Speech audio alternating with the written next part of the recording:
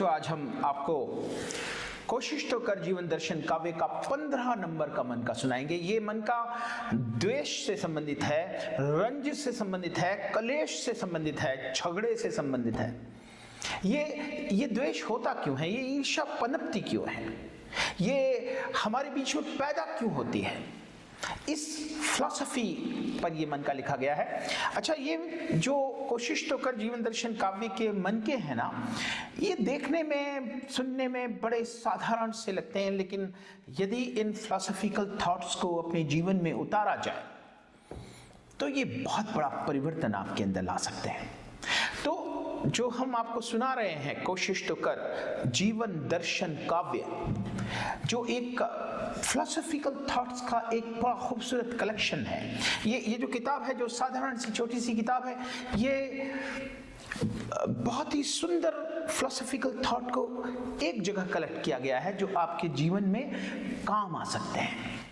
तो प्यारे बच्चों, वापस आते हैं मन का नंबर 15 कोशिश तो कर जीवन दर्शन काव्य, जिस पर हम बात कर रहे थे, जिस पर हमने बात शुरू की थी कि द्वेष क्यों पैदा होता है, रंज क्यों पैदा होता है, लोग आपस में झगड़ते क्यों हैं। इस इंफॉर्मेशन की एनालिसिस करने की कोशिश करेंगे, इस दर्शन को समझने की कोशिश करेंगे, इस फिलोसॉफिकल थॉट को जानने की कोशिश करेंगे।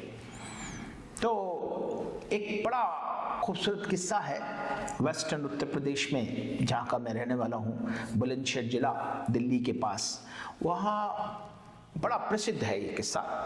दो दोस्त जा रहे थे और आपस में काफ़ी जानकार थे, काफ़ी एक दूसरे के घनिष्ठ थे और बातें करते जा रहे थे। एक दोस्त ने दूसरे से पूछा, भाई तेरे बालक कितने हैं, तेरे लड़के कितने हैं? तो उसने कहा, भाई 4 हैं। यूं कहे 8 होते तो मेरी पूंछ पाड़ लेते। तो उसने कहा, तेरी पूंछ, तेरी तो कुकड़ी सी मैं अकेला ही कूट दूंगा। क्या? अच्छा, कुकड़ी कूटेगा? ले, कुकड़ी समझते हो बच्चों? जो भुट्टा होता है जब पक जाता है, जब फसल आती है तो उसे डंडे से कूट करके उसके दाने निकाल जाते हैं, उसको कुकड़ी बोलते हैं भुट्टे को। कुकड़ी कूटने का मतलब होता है वो भुट्टे कूट के दाने निकालना। ये प्रवर्ब है, एक दूसरे को पीटने का प्रवर्ब है। भाई मैं तेरी अकेला ही कुकड़ी सी कूट दूंगा। क्या? अच्छा, मेरी कुकड़ी कूटेगा? ले आइए। और हो गया झगड़ा और दोनों ने एक दूसरे की कुकड़ी कूट दी और जिंदगी भर के लिए बोलचाल बंद। अब ये बड़ी हंसी का किस्सा है, बड़े चुटकुला है, ये बहुत सुंदर। ये इस पर आप हंसोगे कि यार ये कोई बात हुई लड़ाई की। 100% लिस्टिंग करिए जिससे लड़ाई हुई है, 100% किस्से इसी तरह की बेवकूफ़ी के हैं। कोई ना कोई इतनी ही बेवकूफ़ी की बात हुई है जिस पर कि किसी से आपका झगड़ा हुआ है, किसी से आपका द्वेष हुआ है, किसी से आपकी ईर्ष्या हुई है। तो आखिर वो कारण क्या है जिसकी वजह से ये किस्से पैदा होते हैं? बेवकूफ़ी भरा किस्सा और झगड़ा हो गया। उसका कारण यह है प्यारे बच्चों कि हम एक दूसरे को तोलने की कोशिश करते हैं। इसके पास मुझसे ज्यादा क्या, मेरे पास इससे ज्यादा क्या, इसके पास मुझसे कम क्या, मेरे पास इससे कम क्या। और जब हम एक दूसरे को तोल रहे होते हैं तो किसी के पास, जिसके पास कोई चीज ज्यादा होती है, उससे हमें ईर्ष्या होती है, और दूसरी चीज दूसरे के पास ज्यादा होती है, उससे ईर्ष्या होती है, तो उसे नीचा दिखाने की कोशिश करता है। तो फिर क्या करेगा? कुछ ना कुछ कमेंट करेगा, कुछ ना कुछ बुराइयां करेगा इधर उधर, और उससे ये बात हवा में फैलती है, एक दूसरे के पास पहुंचती है, एक दूसरे से द्वेष हो जाता है, एक दूसरे से झगड़ा हो जाता है। तो इस झगड़े की, इस द्वेष की, इस रंज की, इस लड़ाई की जो मुख्य वजह है वो कोई नहीं है, हम आपस में एक दूसरे को तोल रहे होते हैं, एक दूसरे को नीचा दिखाने की कोशिश कर रहे होते हैं। उसके कारण रंज और द्वेष पैदा होते हैं। गालिब का एक शेर है बड़ा सुंदर, सुनिए, बड़ा प्यारा शेर है कि हर बात पे कहते हो तुम कि तू क्या है, हर बात पे कहते हो तुम कि तू क्या है, तुम ही बताओ ये अंदाज़े गुफ्तगू क्या है। और हम यही कर रहे होते हैं। एक कबीर ने एक बड़ा सुंदर बहुत ही खूबसूरत भजन लिखा, जिसे वो एज ए मेडिटेशन भी बड़ा काम का है। यदि आप विचलित हैं, आपका मन ठीक नहीं है या आपको कुछ अच्छा नहीं लग रहा, तो आप ये भजन सुन लीजिए, बेहतरीन मन हो जाएगा आपका।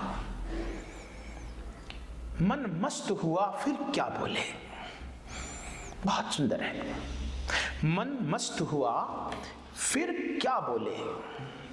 और यदि आपको कोई बेस्ट साइट इसकी चाहिए तो मैं बताऊं कि ईशा फाउंडेशन के 2 बच्चों ने गाया है, बहुत सुंदर गाया है। आप ऐसे डालिए, गूगल पे सर्च करिए, ये यूट्यूब के ऊपर जाके सर्च करिए, मन मस्त हुआ ईशा फाउंडेशन, तो आपको 2 बच्चे गाते हुए मिलेंगे। उससे बड़ा सुंदर गाया उन्होंने, मन मस्त हुआ फिर क्या बोले, कबीर का है। और इसका एक भी बंद आपके समझ में नहीं आएगा, बड़ा गहरी फिलॉसफी है, पर एक बंद मैं आपको समझा देता हूं। आगे आने वाले टाइम पे भाई सब्सक्राइब करके रखो चैनल को, तो आपको सारे बंदों के मतलब समझाऊंगा, किसी गूगल पे नहीं मिलेगा उसका मतलब। तो उसका एक बंद है कि हल्की थी तब चढ़ी तराजू, हल्की थी तब चढ़ी तराजू, और पूरी भरी फिर क्या तोले, मन मस्त हुआ फिर क्या बोले। उसका मतलब वही है जो मैं बता रहा था। हल्की थी जब मेरे अंदर तुच्छता थी, जब मेरे अंदर छोटापन था, तो मैं तराजू चढ़ी थी, मतलब मैं नाप रही थी, ये मेरे से बड़ा, ये मेरे से छोटा, मैं इसका मालिक, ये मेरा नौकर, ये वो, मैं वो। हल्की थी तब चढ़ी तराजू, जब मेरे अंदर तुच्छता थी तो मैं हर एक को अपने आप से तोलता था। पूरी भरी फिर क्या तोले। और जब मुझे ये ज्ञान हुआ, जब मैं पूरी भर गई नॉलेज से, जब मुझे पता लगा कि सृष्टि में तो, सृष्टि की दृष्टि में सब बराबर है, जो राजा बनाया है उसके भी 2 ही आंख हैं, उसके भी हाथ इतने ही है, वो भी इतना ही फुटका है, उसके भी सारे अंग वही लगे हैं जो एक रंग के लगे। नेचर ने किसी को ऊंचा और नीचा नहीं बनाया। आपके यहाँ जो हाउस हेल्प आ रही है काम करने के लिए, उसके अंदर भी संवेदना वह की वही है, उसके अंदर भी सारे अंग वो के वही है, नेचर ने दिए जो आपके अंदर है। उसके अंदर भी वही भावना है, जिस तरह आप दुखी होते हो वो भी दुखी होती है।